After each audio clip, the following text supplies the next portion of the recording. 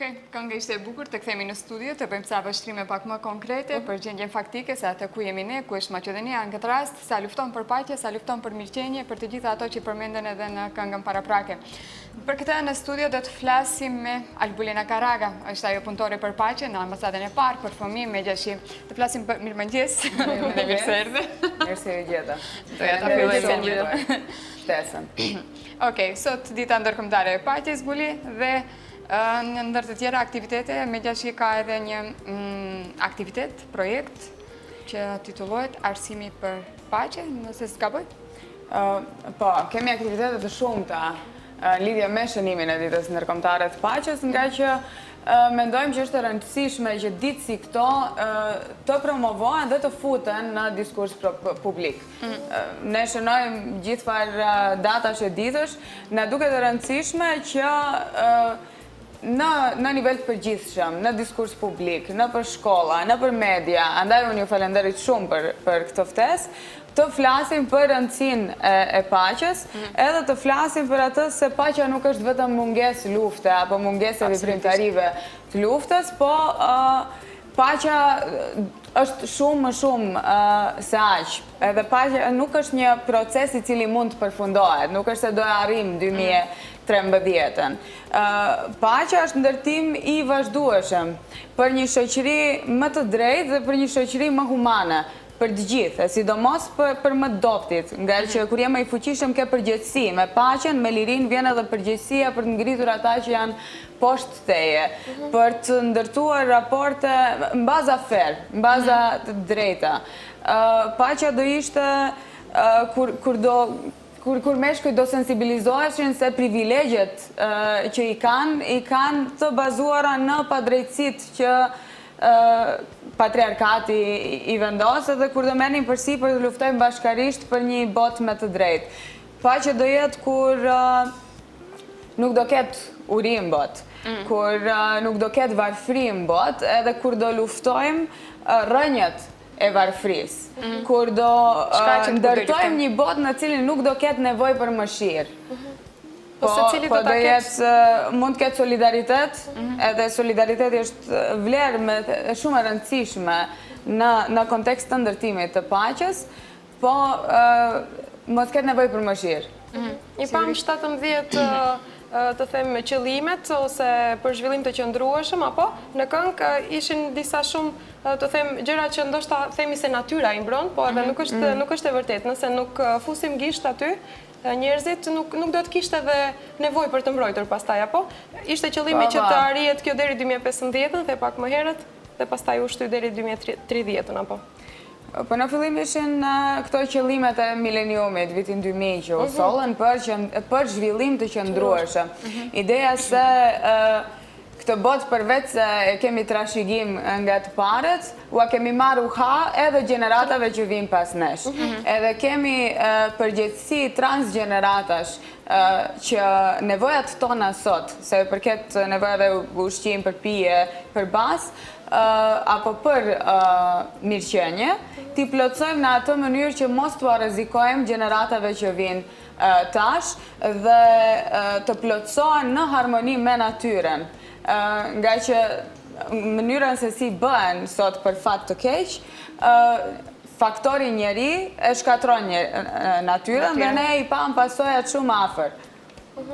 Ne pam që mund të bëj një vërshim, nga që e ke malin e that komplet të prerë, nga që tubat e kanalizimit i ke të zëna, edhe nga që nuk ke institucione shtetërore të cilat do mbajnë përgjegjësi për katastrofa të tilla, të cilat nuk janë vetëm natyrore. Dhe ideja ndërtimit të paqes në fakt është se paqja nuk është pasivitet, nuk është vetëm zen në moment, paqja me vetëm. Paqja është aksion i padhunshëm për drejtësi, edhe për barazi, edhe për liri. Do me thënë është proces i vazhdueshëm që të reagosh për padrejtësit që të dhëmbin, edhe të arrish të detektosh edhe kur nuk të prekin ty direkt. kur e prekin dikë tjetër që të solidarizohet.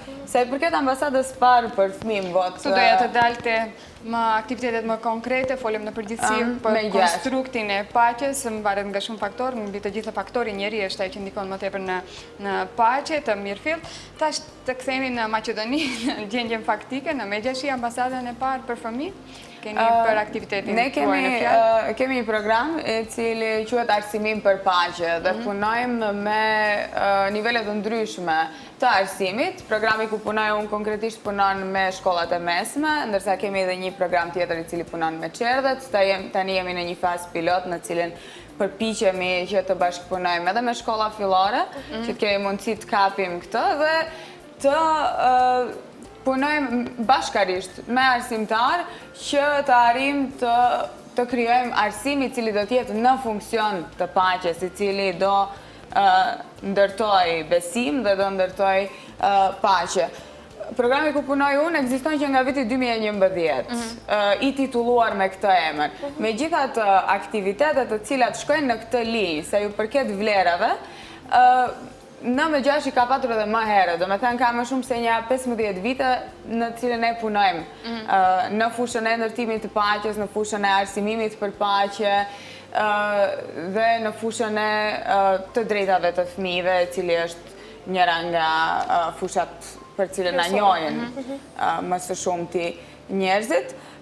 Sa i përket shënimit ditës ndërkombëtare të paqes, ne këtë e bëjmë gati gjithë këto vite, që nga 2010-a e tutje, edhe gëzohemi shumë kur kemi raste si sot, kur shumica e aktiviteteve janë iniciativ e arsimtarve vetë, edhe iniciativ e nxënësve që vjen si rezultat i punës përbashkët që kemi bërë për trajnime të ndryshme, i punës me nxënësit e kështu me radhë. Kështu që sot do të ketë aktivitete në më shumë qytetet të Maqedonisë, do ketë parat për paqe në Veles, e cila është më tradicionale, në mos gabojmë është viti 3 apo i 4 me radhë, në cilin nxënësit e gjimnazit organizojnë parat për paqe.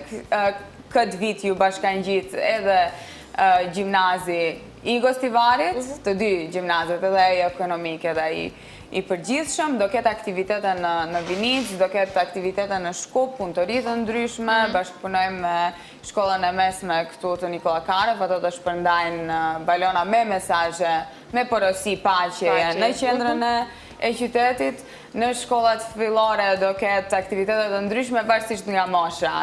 Ca do vizatojnë edhe do bëjnë ekspozit, pastaj janë këtu të kyçur edhe nxënës me nevoja të posaçme dhe defektolog. Do të ketë shumë bisedime të strukturuara në lidhje me temat cilat kanë të bëjnë me ndërtimin e paqes. Shumë arsimtar me cilët bashkëpunojmë do t'i kushtojnë orët e tyre sot, sidomos këto që punojnë të cilët ligjerojnë gjuhë caktuara, o gjuhën shqipe, o gjuhën maqedonase, o gjuhën angleze, dhe këtu kanë hapësirë për të diskutuar o lektyra, o për të përshtatur programin që të mund të diskutojnë në lidhje me shënimin e ditës ndërkombëtare të paqes, në lidhje me padrejtësitë ekzistuese, edhe në lidhje me zgjidhjet e mundshme. Është zakon të jenë fëmijët më shumë aktivistë në këto ditë dhe të bëjnë në këto aktivitetet të lezetshme, të thënë dhe shumë fisnike, duke vizatuar, duke u mbledhur bashkë për të përçuar një mesazh, po vallë fëmijët dinë saktë se për çka punohet. Kemi hapësirë të them të veçantë ku edukohen fëmijët për të ditur se çfarë rëndësie ka dita dhe sigurisht edhe qëllimi që kanë këto aktivitete. Arsimtarët me cilët punojmë ne e kam menduar që aktivitetet cilat bëjnë, qoftë edhe vizita në përvende të ndryshme, të mos thjesht në turizëm, po të ketë diskutim për katës edhe një bisedë të strukturuar që diskutojnë pse është e rëndësishme, pse këto ura janë të rëndësishme, pse ky qytet është i ndarë për shembull, të diskutojmë për segregimin, të diskutojmë për statujat edhe porosit që ato përcjellin në hapësirë publike, të diskutojnë për militarizmin e kuajve dhe shpatave, për seksizmin e grave që japin gjinjëri ekstrem edhe grave që duken si të pa interesuara për të marrë vendime për jetët e tyre, të bisedojnë në lidhje me temën e refugjatëve, nga që kjo është temë e cila na prek. Edhe këtu e kanë mundësinë që të shojnë në dorë të parë, themi, se çfarë do me thënë lufta. Për fat të keq që ne jemi rritur në luftë, të themi. Në vend, në rajon i cili ka qenë në luftë, po gjenerata që rriten tani rriten me trashëgimin e luftrave të viteve të 90-ta, edhe me atë bagazh të o të diskriminimit strukturar, o të padrejtësive të ndryshme. Po, paqja nuk është vetëm munges e luftës, shumë më shumë, e ka Brehti një poezi, thotë, tani nuk e di fjalë për fjalë, po thotë ekzistojnë më shumë mënyra si të vrasësh një njeri. E vërtet. Dikujt mund t'i ngulish tik në barg, diku mund t'ja marrësh bukën nga goja, dikë nga smundja mos ta shërosh, dikë ta dërgosh në luftë, dikë ta detyrosh të bëj vetvrasje, dikë ta detyrosh të jetojnë në shtëpi të mjerueshme, e kështu me radhë. Po thotë vetëm diçka nga e tërë kjo është ndaluar në shtetin tonë. Kështu që kjo dhuna strukturore, do me thënë, kushtet shoqërore, të cilat t'i sjellin grupet të caktuara, të marginalizuara, të mos kenë mundësinë, baza ditore, të mbushin nevojat bazë, kjo është dhunë, edhe është rrezik për paqen. Kështu që ajo që dëshirojmë ne është të punojmë që të ketë sensibilizim për lloje të ndryshme të dhunës, që pastaj me këtë vedisim të punohet edhe të stimulojmë empati për të tjerët, edhe kreativitet që të na dalin zgjidhjet, të mos rrim në atë pozicionin komod, apatik se asgjë nuk mund të bëhet, mund të bëhen shumë gjëra. Edhe shohim se bëhen shumë gjëra në nivele të ndryshme. Edhe është ideja që mos të presim që dikush tjetër të na i bëjë, të paktën në hapësirat ku mund të veprojmë dhe të ndikojmë aty ku jemi. Edhe të reagojmë aty ku mundemi. Absolutisht, ajo që shënohet, shoh se keni aktivitetet të duarndrishme për të shënuar ditën e paqes, mirë po ajo ndoshta dua të dalë aty te arsimimi për paqë që e bën Mediashi nëpër shkolla, se ajo zgjatë një kozjatje më të madhe, nuk është vetëm sot, cilat janë ato aktivitetet konkrete dhe a ka të bëjë kjo për shembull lidhet sigurisht me dhunën që ndodh nëpër shkollat e mesme, është ajo mosha më delikate e të rinjeve ku konfliktet janë shumë afër, i kemi parë dhe aktualitetet të ndryshme nëpër lajme, ose të dy nacionaliteteve të ndryshme, ose të vetë njërit nacionalitet që ndoshta nga ajo gjak nxehtësia e moshës e bën edhe të ketë më tepër mundësi për dhunë. Çfarë aktiviteti ndërmjet konkretisht në Mediashi? Që ka programi im është padyshim preventim apo parandalim i dhunës, sidomos të asaj fizike, dhe ne punojmë shumë për të shtjelluar konfliktet dhe për të mësuar që konflikti jo domosdoshmërisht është ndonjë gjë problematike vetvetiu.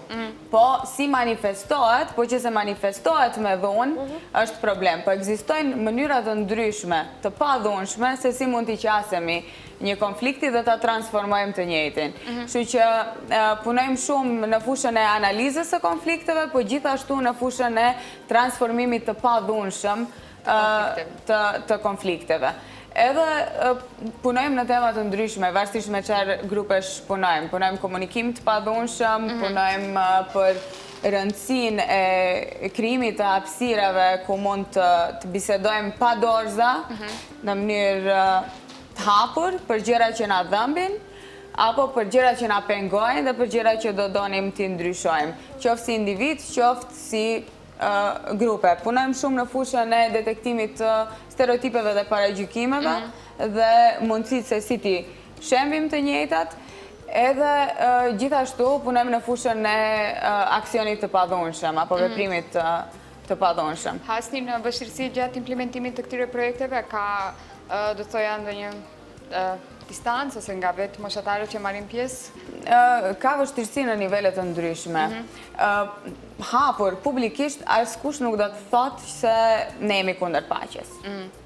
Në mënyrë deklarative, sidomos nga funksionarë të ndryshëm, nga institucione shoqërore apo kur i dëgjon, thua ti, kjo është kulmi i paqes. Fush me lule, edhe ka gatishmëri, edhe është e hapur shoqëria për një gjë të tillë, po puna që bëjmë ne zakonisht shkon në linjë është kundër rrymave detit. Ne vazhdimisht reagojmë për padrejtësi në fusha të ndryshme dhe jo gjithmonë kjo has në mirëkuptim. Nga që shpesh nuk bëhet dallimi mes reagimit ndaj aktit, ndaj veprimit, shumë njerëz e marrin personalisht. Për shembull, për shumë gjëra të cilat unë i reagoj, do i reagoja kushdo që t'i bënte. Po, kemi të bëjmë edhe me ego njerëzish, me ego institucionesh e kështu me radhë. Po, ajo që dua të them është se nuk do doja t'i fus të gjithë në një kosh. Ne kemi përvoja nga më të ndryshmet, edhe me institucione shtetërore, edhe me shkolla, nga që programe ku punoj unë, konkretisht funksionon me shkolla. Kemi raste kur ju bëjmë problem arsimtarëve të vinë për trajnime të ndryshme, dhe kemi raste kur drejtorë shkollas që nxisin arsimtarët që të vinë edhe të ndjekin trajnime të ndryshme, nga që shohin se ajo e përmirëson klimën e përgjithshme në shkollë, se ndërton lidhje një në një personale, qoftë miqësie, qoftë bashkëpunimi, të cilat pastaj zgjasin edhe transferohen edhe tek nxënësit. Në rastisht bashkëpunojmë me shkollat të cilat nuk kanë linja strikte hierarkie në të cilat duhet rish gaditu para shërbimeve shkollës, edhe kemi edhe raste të tjera. Po unë jo di shumë përnder dhe jam shumë mirënjohëse gjithë pedagogëve, gjithë psikologëve, punëtorëve social, drejtorëve, njëjtë ndihmës drejtorëve të shkollave të ndryshme, të cilat janë të hapur për bashkëpunim, mundsojnë që profesorët të kalojnë kohë në për trajnimet ndryshme dhe që aktivitetet të ndryshme të zhvillohen në kuadër të shkollave. Dhe sidomos më mirënjohëse ju jam arsimtarëve, të cilët janë të palodhshëm, këtë bëjnë baza vullnetare edhe kontribojnë në baza të përditshme për ndërtuar një botë më të drejtë dhe këtë e bëjnë në kuadër të orarit të lëndës që japin, me aktivitete jashtë shkollore, jashtë hapësirave shkollës, jashtë orarit të punës, kështu me radhë, organizojnë konkurse letrare, organizojnë dance teatër, forum teatër, organizojnë aktivitete nga më të ndryshme të cilat qoftë edhe sportive, kështu me radhë ku nxënësit do mund të rehumanizojnë tjetrin.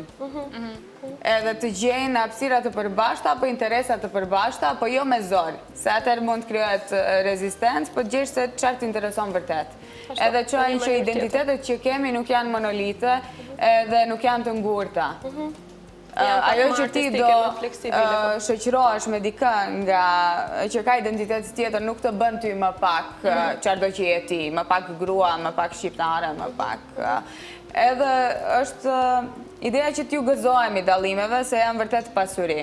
Ne vërtet është. Albelena shumë kohë ka që punon si aktiviste e paqes në Maqedoni, po si mendon do t'ishte më lehtë të them të punoje në një tjetër vend? Ku do qoftë në botë, në Perëndim ose në Amerikë, mendon se këtu është më vështirë për t'i dalë ballë gjithë këtyre padrejtësive? Nuk e di, nuk e kam menduar në këtë konotacionin lehtë apo vështirë. Ajo që di unë është se puna që bëj unë, për mua personalisht, këtu ka më shumë kuptim. Po? Nga që kjo është konteksti im, edhe kërshofton kjo bërdoku im, kam përgjegjësi ta pastroj, nga që është obori im. Edhe unë gjitha ndej ku do isha, jam e bindur që puna që do bëja do kishte kuptim, se unë do gjeja punë e cila në kontekstin ku do jetoja, edhe ka gjitha ndej në përbot ka padrejtësi. Nuk është se ne kemi arritur të zgjedhim. Megjithatë, këtu edhe më harxhon shumë, nga që e marrë shumë më afër zemrës, po edhe më plotëson shumë. Këtu dhe shumë. Edhe kjo punë nuk është sprint. Këtë e kam dëgjuar diku, nuk e di kush e ka thënë. Është maraton, edhe kërkon vullnet, edhe ditë shkoj shpesh 2 hapa për para, 3 mbrapa, po më mirë t'jemi -1 se -3, them unë. Absolutisht. Nëse punon. Unë bashkë kam fatin të bashkëpunoj me shumë njerëz frymëzues. Edhe aty gjej edhe motivimin, edhe vullnetin, edhe ne kemi këto ditët kur gjithçka na duket erëzi, gjithë kjo punë, gjithë ky mund, brenda punës, jashtë punës. Çdo punë është prezente ato në përmjedisit e punës, të kemi edhe shumë stres, të kemi edhe dinamik, mirë po rezultati ajo që na vjen na plotson, ashtu siç e the edhe vetë Buli. Më intrigoi pak për fund, kemi edhe shumë pak minuta, 2-3 minuta, për projektin edhe më theksove se edhe e bëni edhe në Çerdhe. Çfarë arsimimi për paqe mund të ketë në Çerdhe? Unë nuk jam e kyçur drejt për së drejti në ato projekt.